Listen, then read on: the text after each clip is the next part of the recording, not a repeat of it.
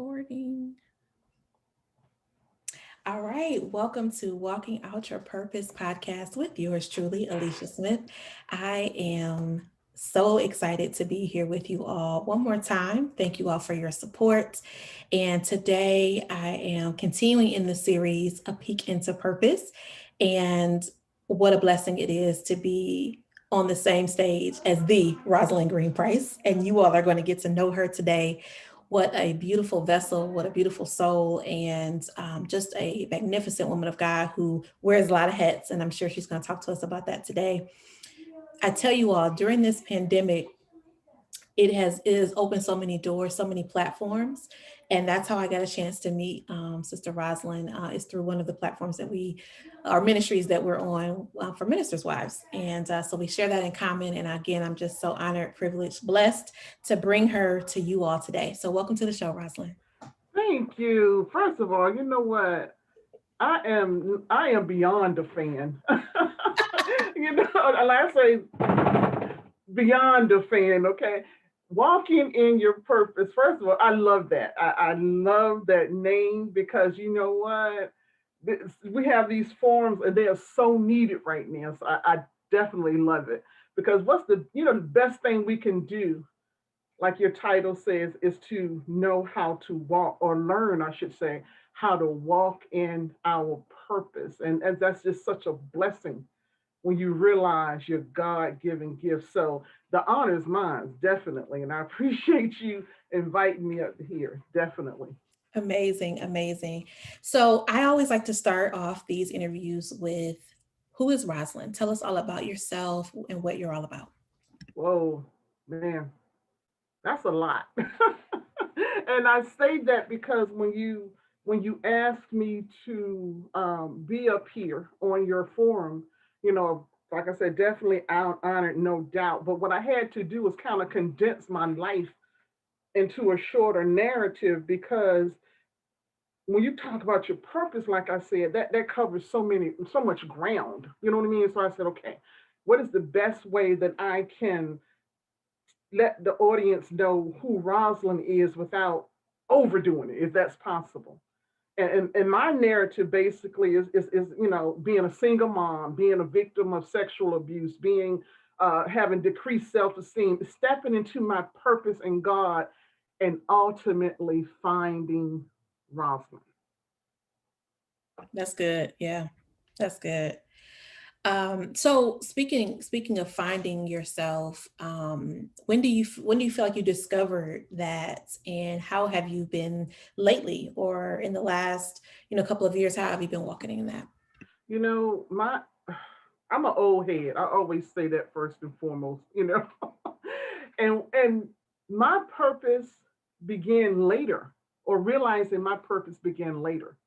And I know now that it was that way because I wasn't ready to walk in my purpose. I thought I was.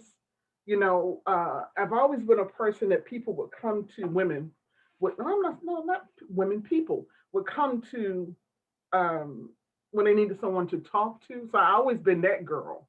But as far as me actually accepting my God given purpose, that started later in life. And I should say the last 3 years, man, the last three years have been a whirlwind of opportunities. And when I say whirlwind, because I had to basically put Rosalind down and lift Christ up. You know what I'm saying? Because That's I'm good. sure, yeah, I'm sure you can relate because I can see you're a leader. And as being a leader, sometimes we got to extinguish that stuff, and allow God to lead us. Okay.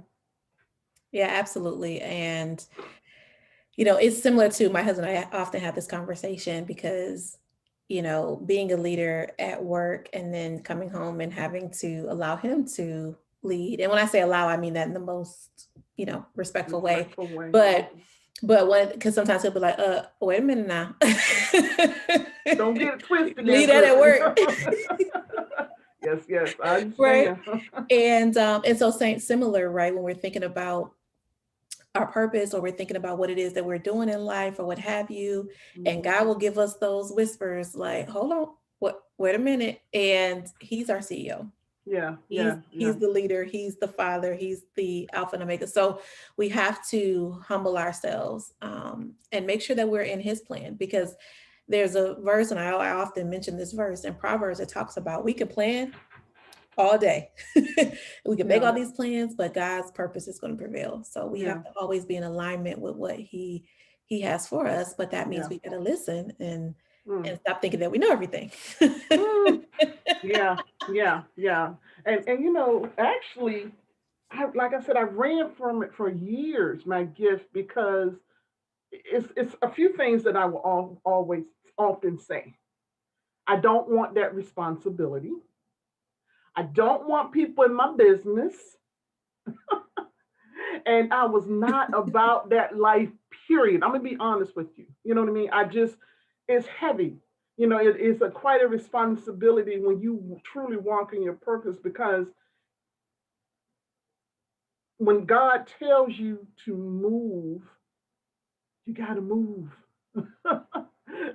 So it is quite a responsibility. I accept it now, but I have to, sometimes I have to put it down. And what I mean by putting it down, I have to rest, and I have to let people know, okay, not now, but I got you.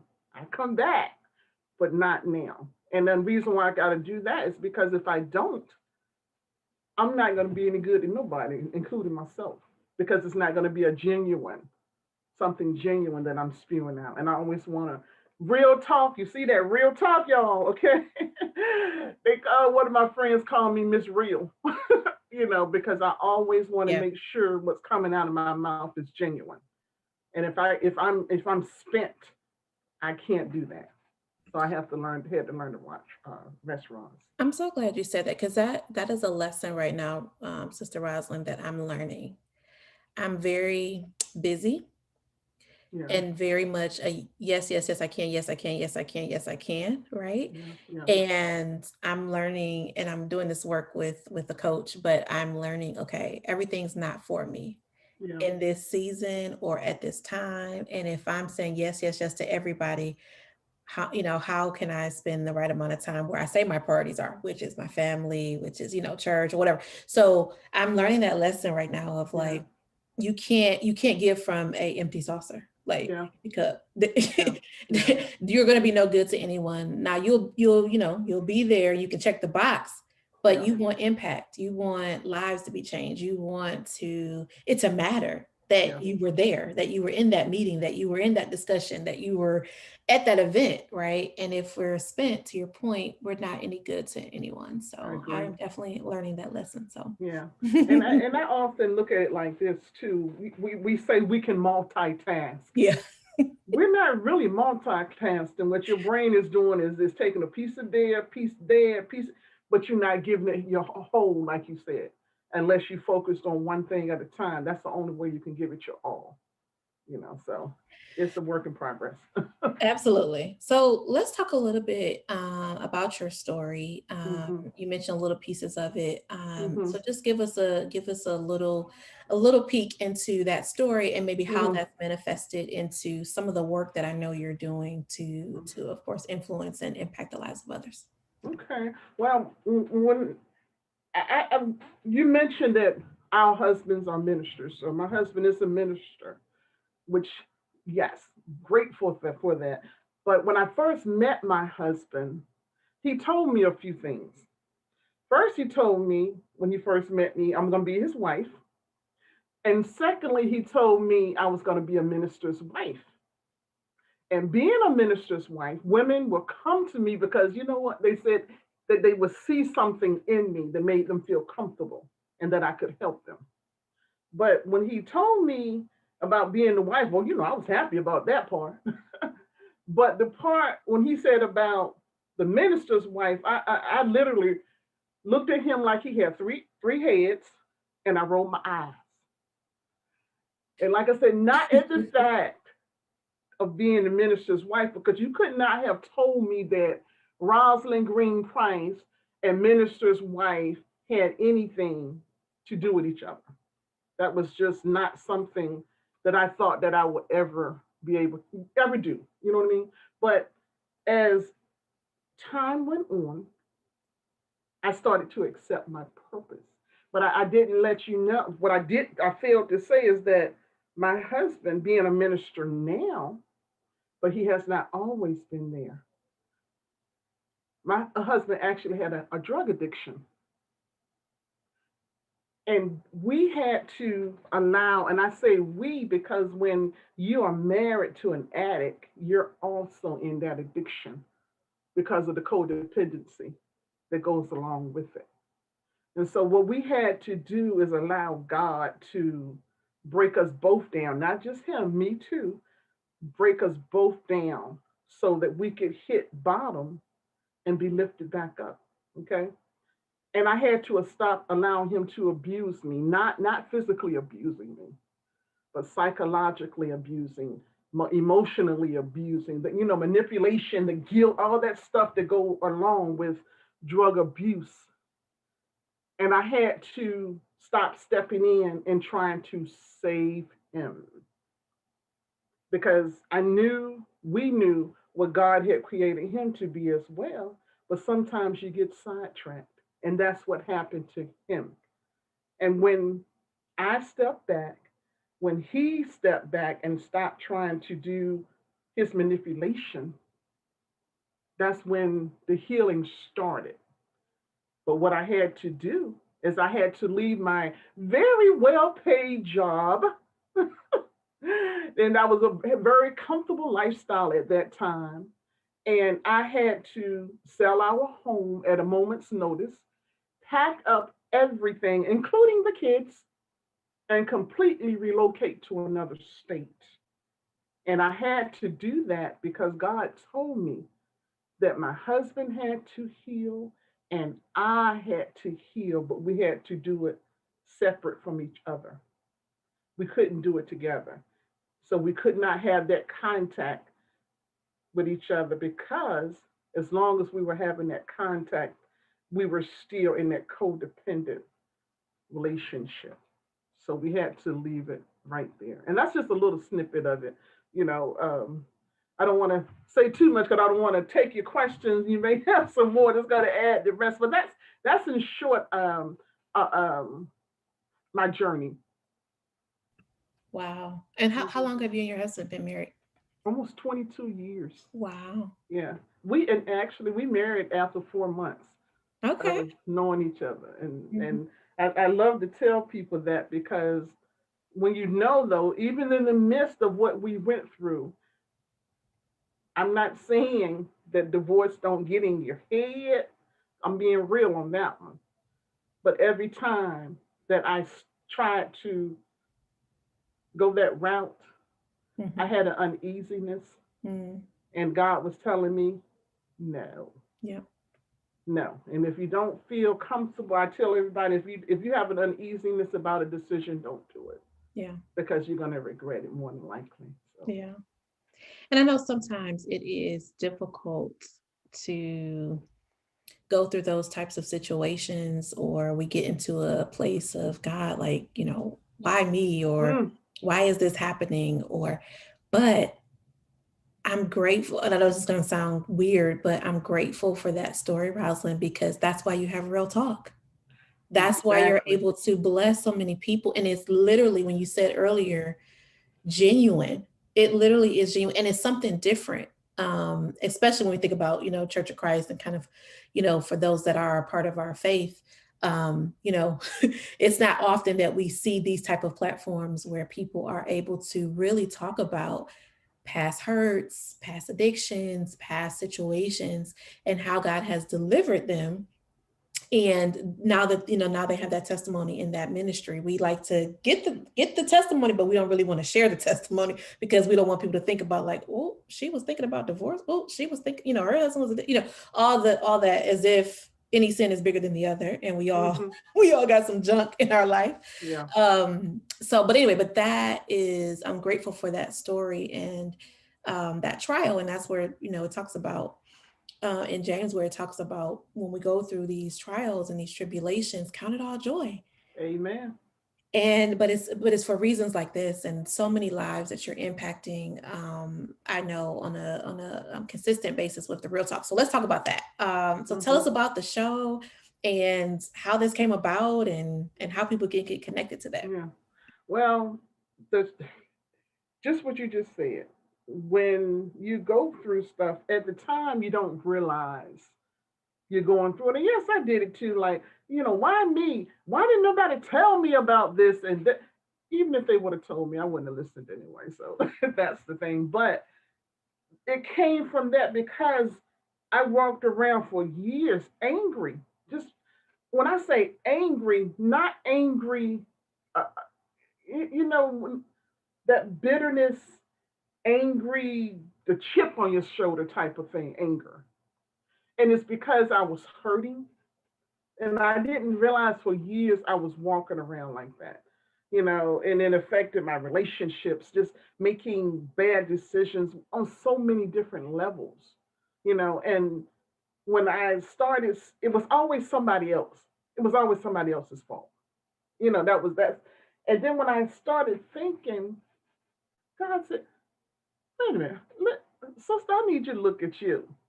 I need you to look at Rosalind and realize you are the common denominator in all these situations. It's not always everybody else, and that wasn't easy. But the thing is, I had prayed before that and said, God, see. Let me see the things that I am lacking in, that I need to improve upon. And be careful when you pray those kind of prayers because he's going to show you all the good, the bad, the ugly, and all of that. And that's what I started seeing. And it was not pretty. And I was like, oh, but that's what my healing I needed to. And when I said we had to go to a transformation, I did too with my husband. So the time we was apart, that's what we were doing, healing, not dating anybody, not because we were still married, but we were healing.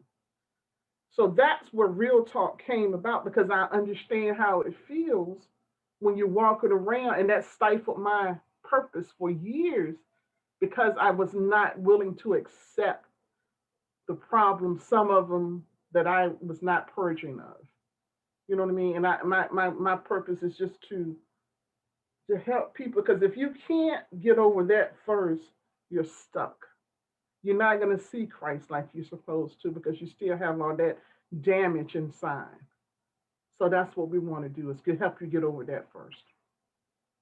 No, I love that, and that's an excellent point.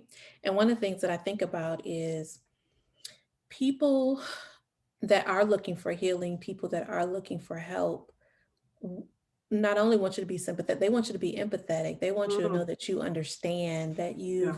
you've been there. Like I always tell my husband, I mean, he just has a way with people, but it also it's a part of it's because of his story and how the different things that he went through in his life, Hmm. where I won't be able to reach them, right? Because that necessarily, Right. because that may not have been my story. Now, for some Hmm. people it may work, but a lot of people want to know, like, you do you feel what I'm saying? Do you understand where I've been? Do you, Yeah. so when you have people that go through that, your light just shines so bright, you know what I Yeah. mean? And you're Yeah. able It to does. help so many people because they can Hmm. relate, right? Because They people at can. the end of the day, Yeah. no matter, I know we say that a lot for millennials, but that's really for everybody. They want to be able to relate. They want to be able to know that you understand where I'm coming from. And Yeah.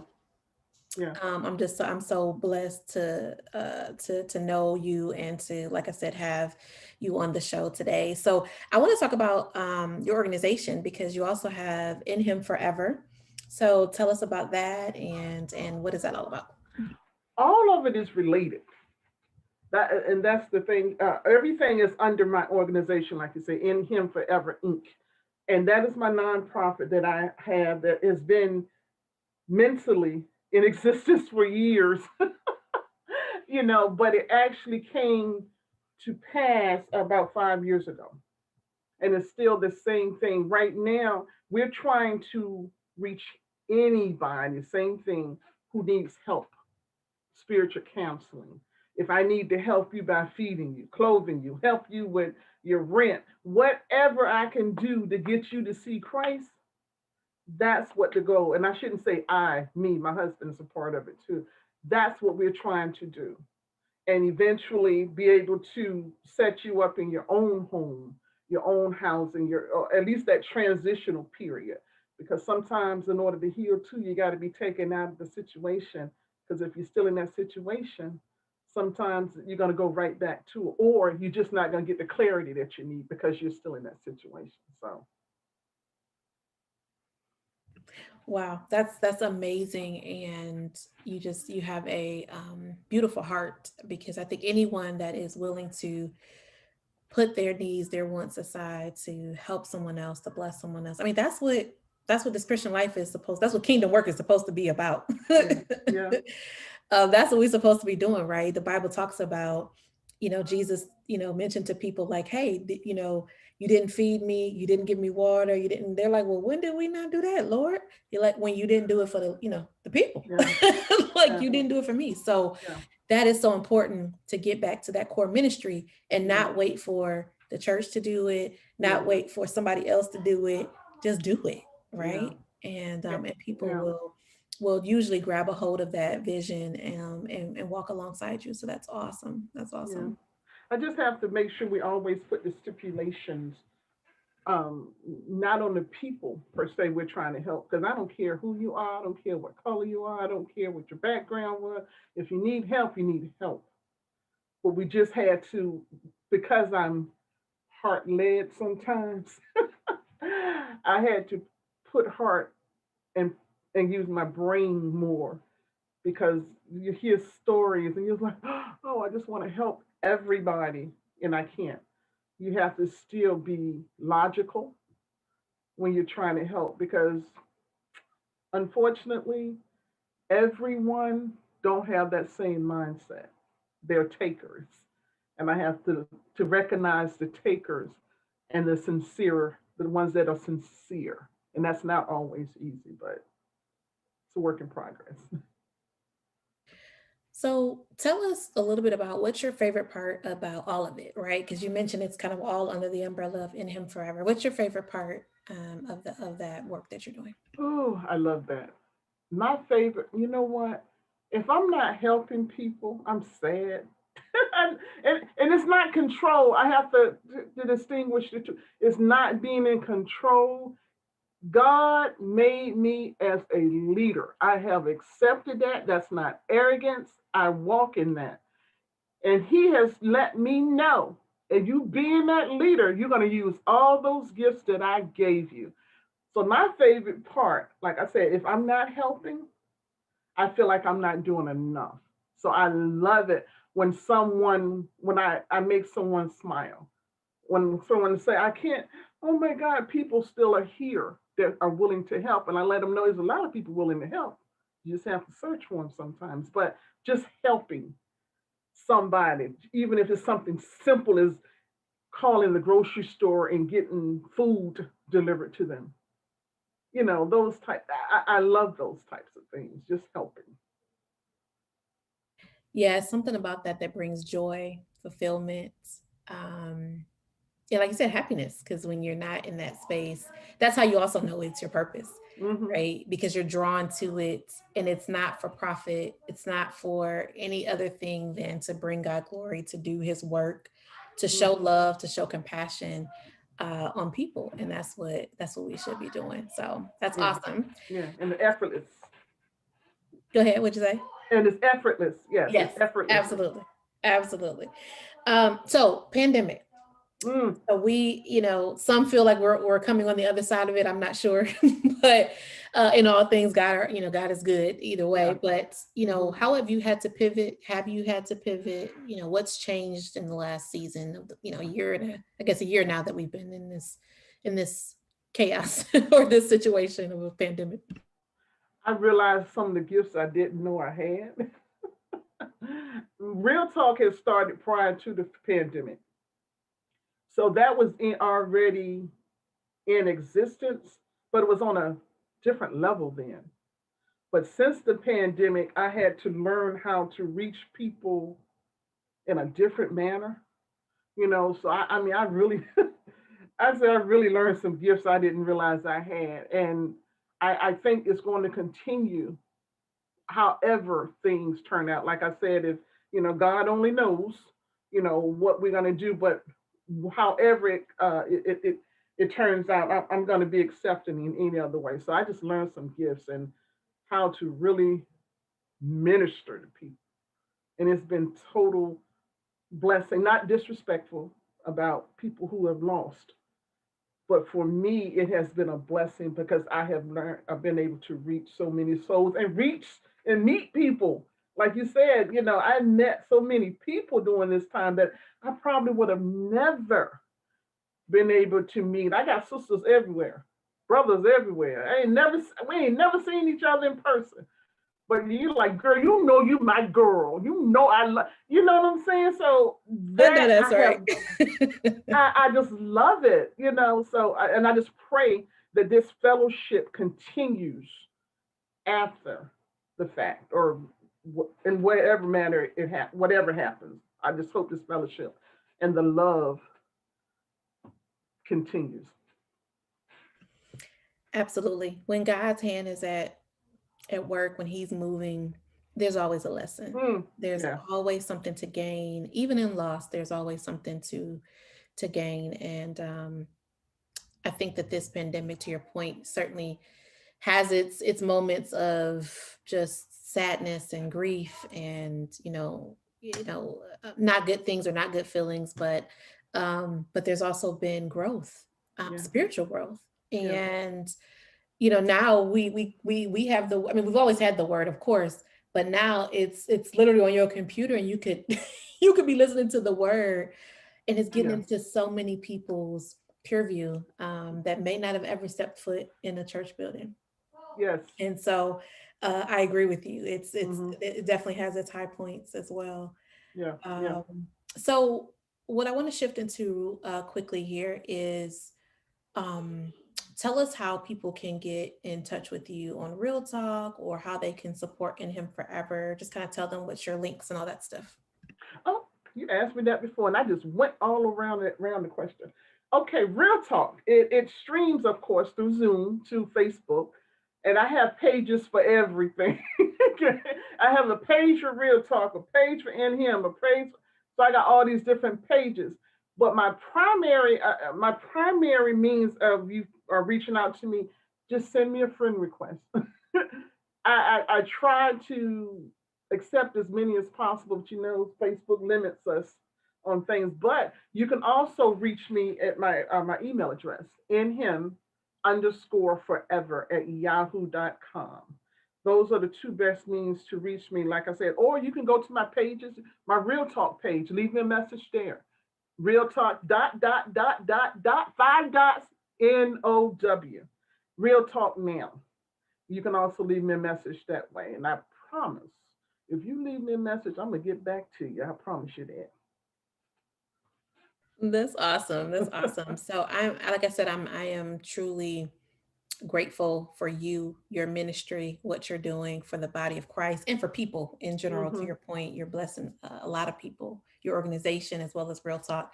So my last question, before we close, is, people that are listening to the show are in all different, walks of life. It's multi-generational. I look at the analytics, and I've got folks literally in every age group that listen to the show, which is Beautiful. a blessing. Mm. So people tend to, either just want encouragement or want inspiration, and or some are looking to, okay, I feel like I've got a calling, but I'm trying to figure it out, and they just want to hear other people's stories, or they want encouragement from the Word of God. So maybe what would you leave with the audience on, how to tap into their purpose, or, how to know if that's what they really should be doing? Just any advice that you would have for people as they're discovering their purpose. Hmm. First of all, I want to say with these millennials, I love y'all. I'm listening to you because you're teaching me. That's the first thing. And the next generation, I forgot what the next one is. The The Xers, Gen X, yeah, I Gen think X. it is.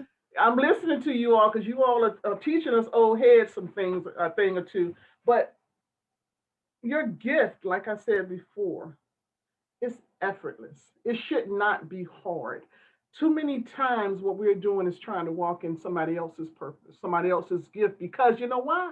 It looks good. And it looks good. You know why? because it's for them, and yeah, it's good because they know what they're doing, because it's effortless for them.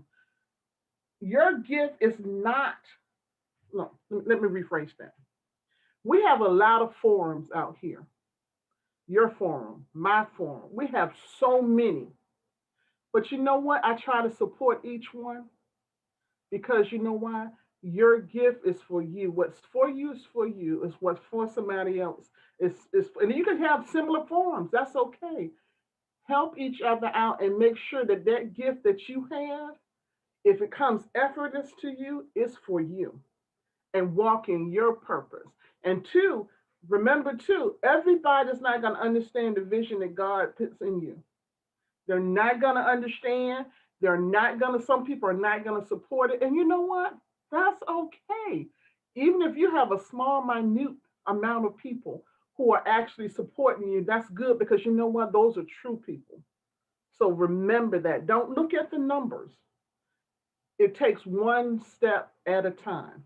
And sometimes well, I'm gonna say sometimes it starts small. But you know why? Sometimes it starts small because you're not ready for the big thing. Allow it to happen small. Let God keep increasing it. You just put the seed, just put it out there.